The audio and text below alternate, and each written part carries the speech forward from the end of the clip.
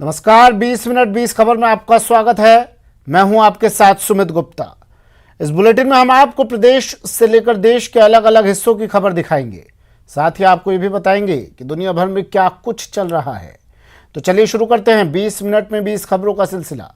सबसे पहले खबर अपने प्रदेश राजस्थान की।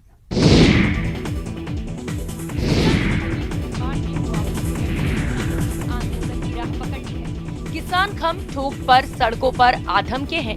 भारतीय किसान संघ ने किसानों के साथ मिलकर कई जगह निर्माण कार्य को बंद करवा दिया। इस दौरान ट्रैक्टर, ट्रोले, जेसीबी के चक्के थम गए। जहां पूरे दिन काम बंद रहा, वहीं निर्माण कार्य में जुटे मजदूर भी सुस्ताते रहे। किसानों ने भारतीय किसान संघ के नेतृत्व में तंबू लगाकर जालिमपुरा रोड पर धरना शुरू किया, लेकिन कोई जिम्मेदार अधिकारी किसानों की सुध लेने नहीं पहुंचा। किसानों ने धरना स्थल पर ही सर्द रात गुजारी। उन्होंने कहा कि क्षेत्र के किसानों की जमीन 2 साल पहले ही एनएचआई और निर्माण कंपनी अबाप्त कर चुकी है, लेकिन 150 किसानों को मुआवजा नहीं मिला। आने जाने के गांव के जो रास्ते, जो अंडरपास जो बनाए जा रहे हैं, उनकी ऊंचाई कम कर दी। कैसे हमारे किसानों के भारी वाहन, साधन वगैरह कैसे निकल पाएंगे। तीसरा सबसे बड़ा संकट ये आ गया, प्रशासनिक लापरवाही इतनी जबरदस्त है कि जमीनें 2 साल पहले ले ली गई और उनका अधिग्रहण 2 साल पहले हो गया। आप देख लो, 8-8 फुट का निर्माण हो गया जमीन से ऊपर उठ करके। उन किसानों को मुआवजा आज दिन तक नहीं मिला। और किसानों की जो विकट समस्या, आने वाली पीढ़ियां भी जिससे दुख पाएगी, उसके निमित्त का समाधान होना चाहिए। 3-4 दफा हम जो है कमिश्नर साहब से मिले हैं, कलेक्टर साहब से मिले हैं। आश्वासन भले ही मिलते हैं, लेकिन कार्य किसानों के अनुरूप हो नहीं पा रहा है। अलवर जिले के बानसूर से आई ये तस्वीरें विकास कार्यों की पोल खोल रही है। बानसूर के अरावली विहार कॉलोनी में सड़क और नाली निर्माण नहीं होने के कारण कॉलोनी वासियों को आने जाने में काफी परेशानी का सामना करना पड़ता है। बानसूर में नारायणपुर रोड से गिरधारी दास जाने वाले मार्ग भी क्षतिग्रस्त हो रहे हैं। सड़क पर बड़े बड़े गड्ढों में गंदा पानी जमा हो रहा है, जिससे स्कूली बच्चों को भी काफी परेशानी का सामना करना पड़ता है। कई बार इसे लेकर नगरपालिका के जनप्रतिनिधियों और अधिकारियों को अवगत कराया गया, लेकिन ना तो जनप्रतिनिधियों ने कोई ध्यान दिया, ना ही किसी अधिकारी ने।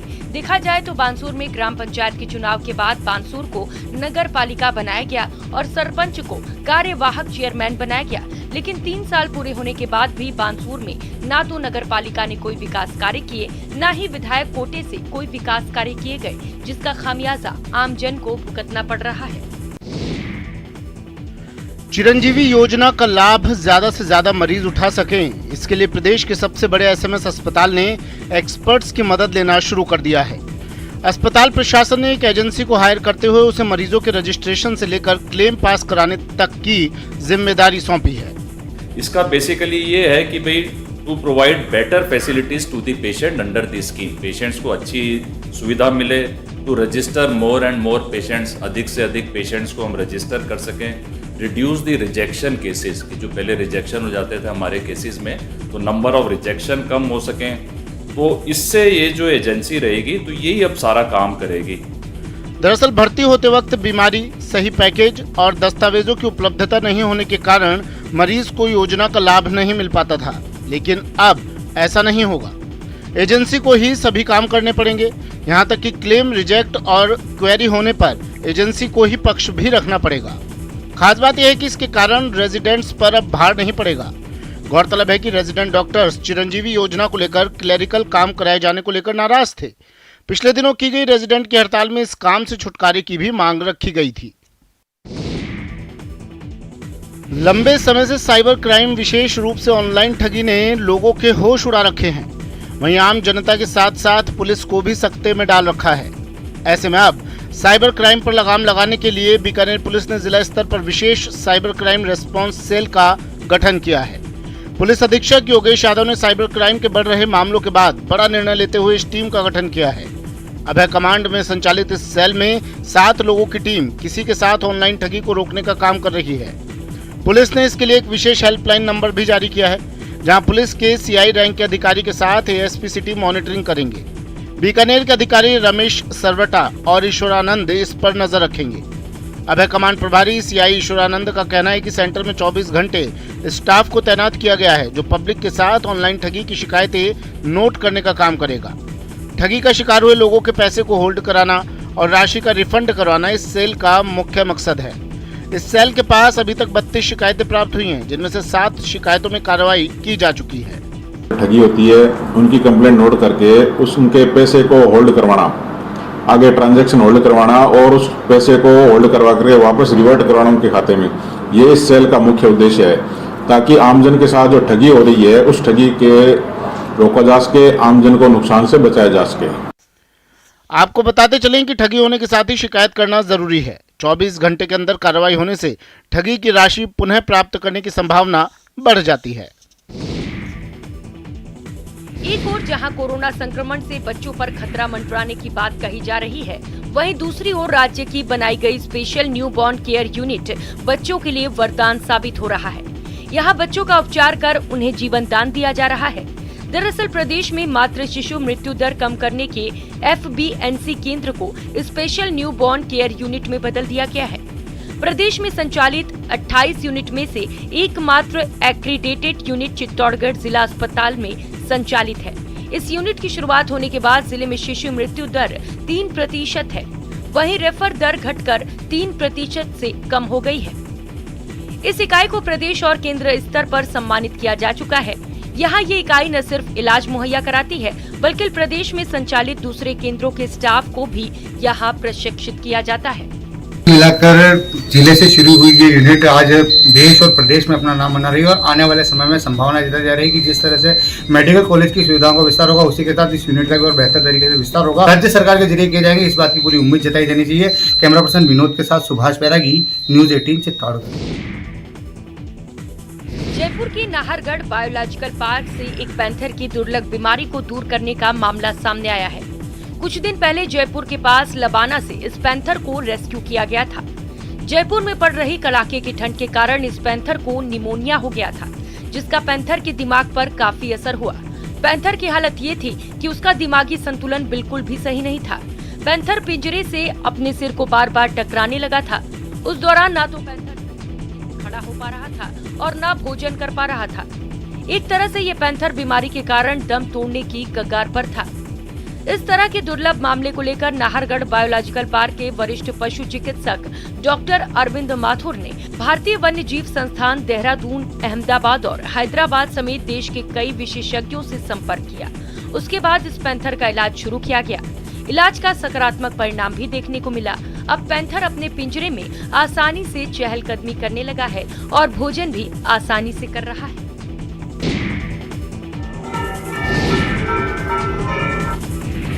तस्वीरें राजसमंद जिले की हैं। दिवेर में श्री देवनारायण भगवान की जयंती पर ग्रामीणों ने भव्य शोभा यात्रा निकाली। सबसे पहले श्री देवनारायण भगवान की प्रतिमा का विशेष श्रृंगार किया गया। इसके बाद विधि विधान से पूजा अर्चना की गई। पूजा अर्चना के बाद देवनारायण मंदिर से शोभा यात्रा रवाना हुई, जो रेतवालिया, छोटा वास, बड़ा वास, चंपा चौक, कलाल मोहल्ला, सालवी मोहल्ले से होते हुए फिर मंदिर पहुंची। शोभा यात्रा में डीजे पर चल रहे भजनों पर ग्रामीण थिरकते और जयकारे लगाते नजर आए।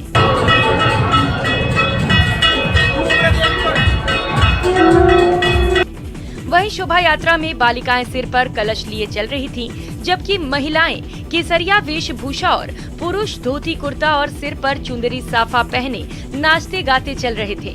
शोभा यात्रा के मंदिर पहुंचने के बाद सभी श्रद्धालुओं को प्रसाद बांटा गया। अपनी गायकी के लिए दुनिया भर में प्रसिद्ध गजल गायक जगजीत सिंह की 80वीं जयंती मनाई गई। गजल गायक पद्मश्री जगजीत सिंह की गायी गजलें इतनी पॉपुलर हुई कि प्रशंसकों ने उनको गजल सम्राट की उपाधि तक दे डाली। श्रीगंगानगर में पैदा हुए जगजीत सिंह का 80वां जन्मदिन भी शहर के बाशिंदों ने धूमधाम से मनाया। श्रीगंगानगर में विभिन्न संस्थानों ने जन्मोत्सव मनाया। सम्राट के रूप में विश्व विख्यात गजल गायक जगजीत सिंह का आज 81वां जन्म दिवस श्री गंगानगर सहित देश भर में संगीत प्रेमियों के द्वारा धूमधाम से मनाया जा रहा है।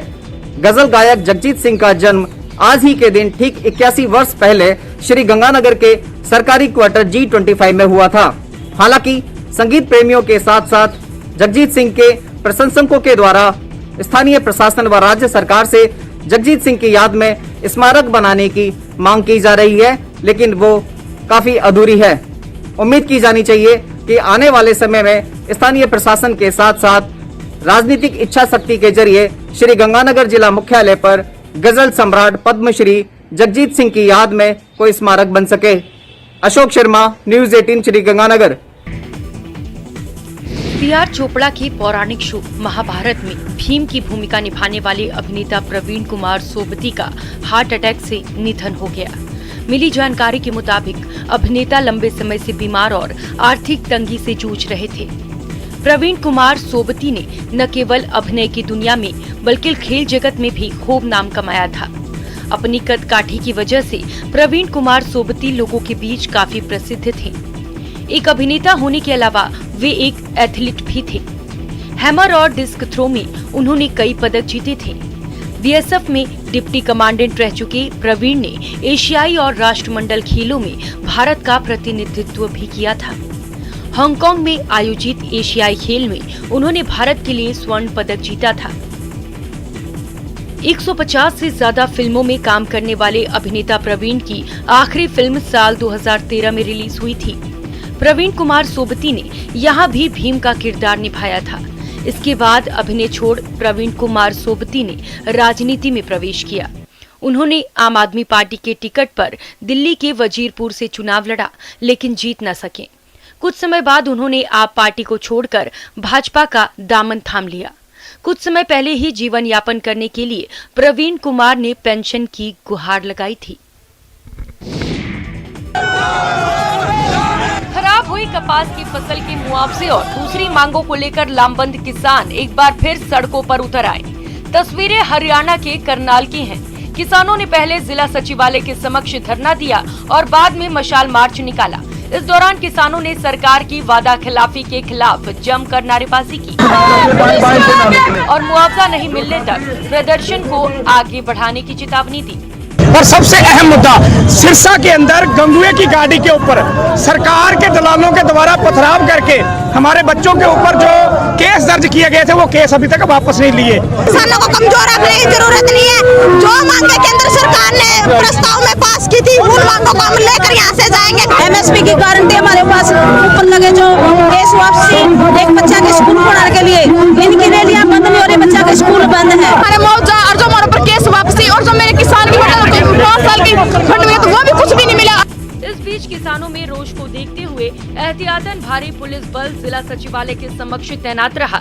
वहीं मशाल मार्च समाप्त होने के बाद पुलिस ने राहत की सांस ली।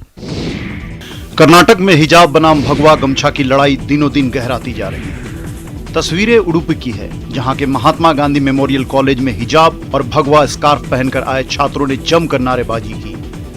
दरअसल नए साल और हिजाब विवाद की शुरुआत एक साथ हुई। कर्नाटक के उडुपी में शनिवार 1 जनवरी 2022 को कुछ मुस्लिम छात्राओं ने आरोप लगाया कि उन्हें एक सरकारी स्कूल में हिजाब पहनकर आने पर रोक दिया गया।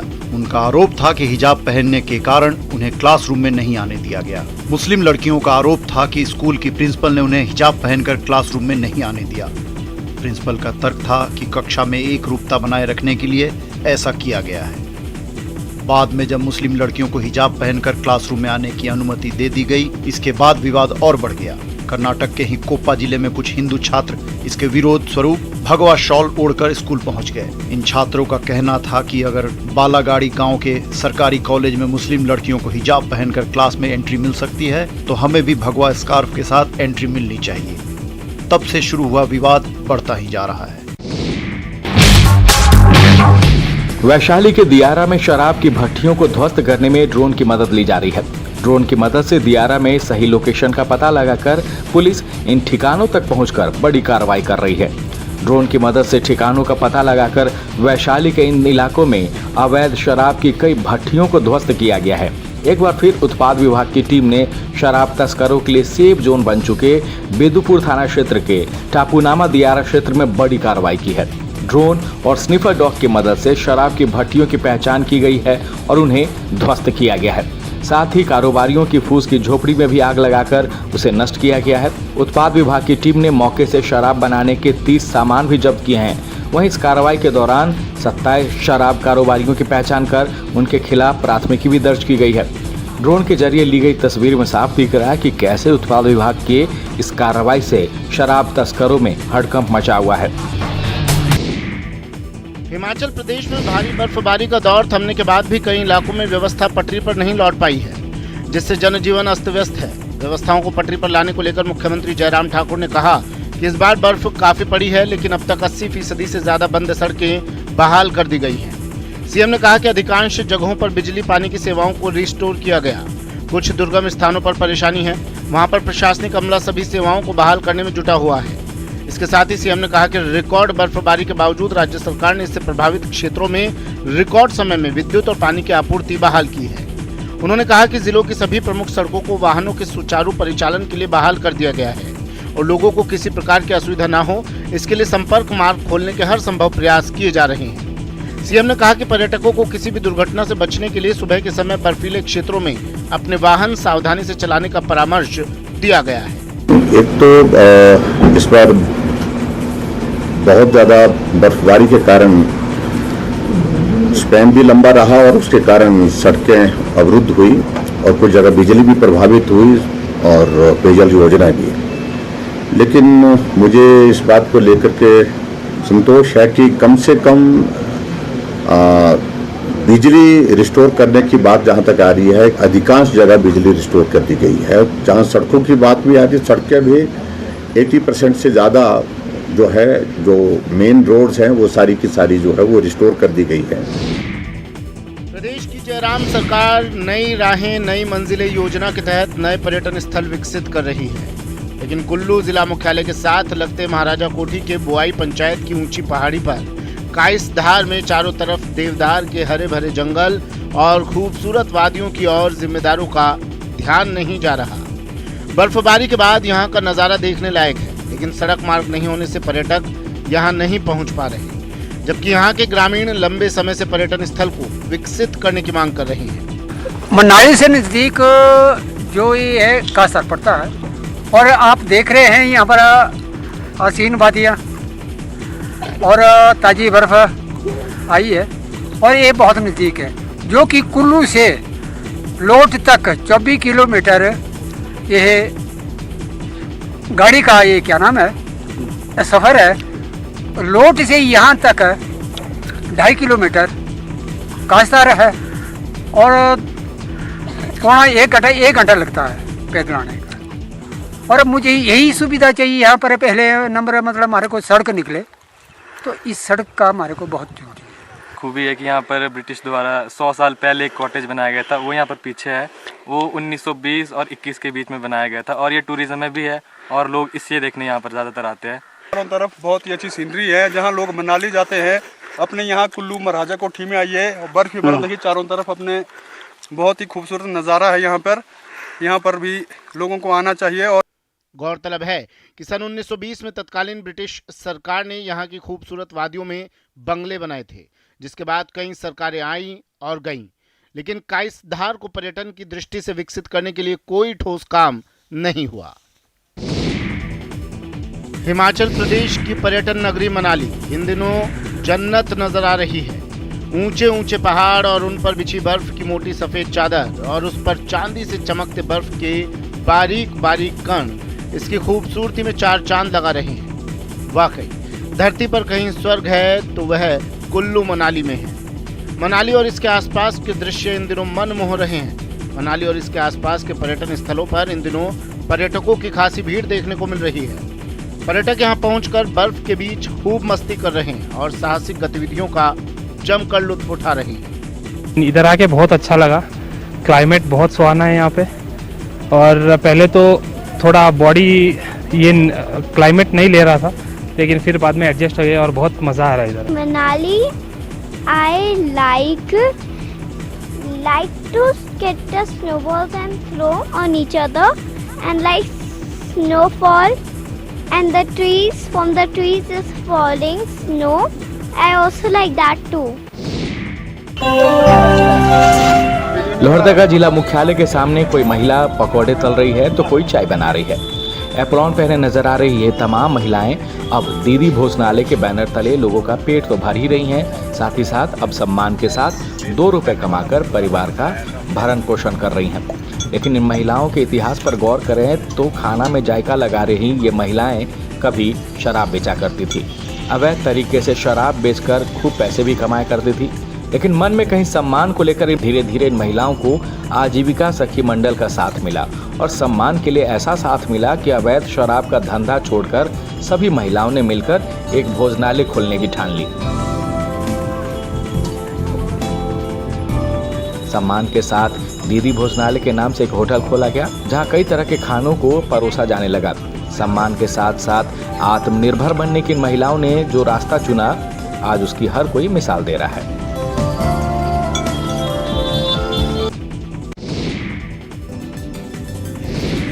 कृषि की आधुनिक तकनीक सीखने समझने के लिए झारखंड की महिला और पुरुष किसानों को इजरायल भेजने का फायदा अब नजर आने लगा है। कृषि तकनीक में विश्व के अग्रणी देशों में रहने वाले इजरायल से खेती के गुर सीख चुके झारखंड के किसान भी खेती में अब नए प्रयोग कर रहे हैं। देवघर जिले के वकील यादव वहां से लौटने के बाद नई तकनीक से स्ट्रॉबेरी की खेती कर रहे हैं। वकील यादव कहते हैं कि पहले इजरायल में सीखी गई तकनीक से खुद स्ट्रॉबेरी की खेती की, उसके बाद उन्होंने देवघर जिले में इसकी खेती को बढ़ावा देने के लिए कई किसानों को भी स्ट्रॉबेरी की खेती के बारे में जानकारी दी। इस खेती में महिलाएं भी जुड़ी।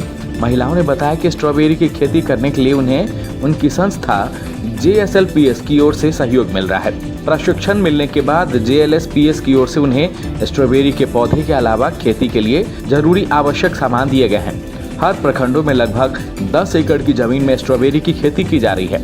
मुनाफे की उम्मीद भी यहाँ के किसानों को खूब है।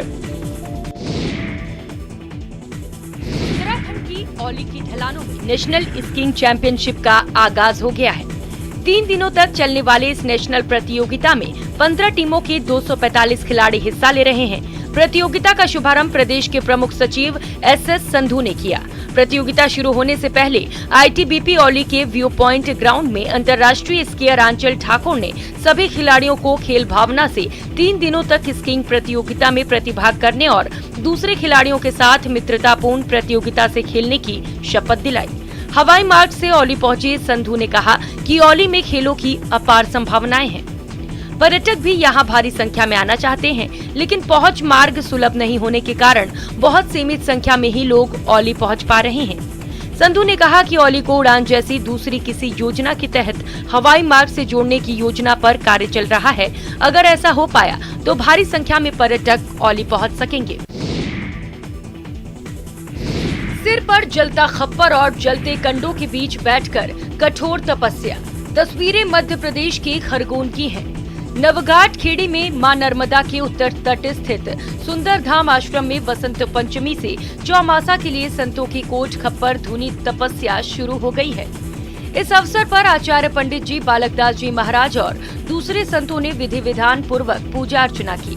इसके पश्चात हवन और भंडारा प्रसादी का आयोजन किया गया। श्री 1008 महामंडलेश्वर महंत बालकदास जी महाराज ने बताया कि कोट खप्पर तपस्या वसंत पंचमी से प्रारंभ होकर गंगा दशहरे तक चलती है। इसमें प्रतिदिन तपती धूप के बीच दोपहर में 12 से 3 बजे तक बालकदास जी महाराज सहित उनके सानिध्य में 11 संत अलग अलग जलते कंडों का घेरा बनाकर बीच में बैठकर अपने सिर पर भी जलता हुआ खप्पर रखकर जप तप करते हुए ईश्वर की आराधना करते हैं। श्री सुंदर धाम आश्रम डेहरिया की परंपरा ब्रह्मलीन संत श्री सुंदर दास जी महाराज के समय से चली आ रही है।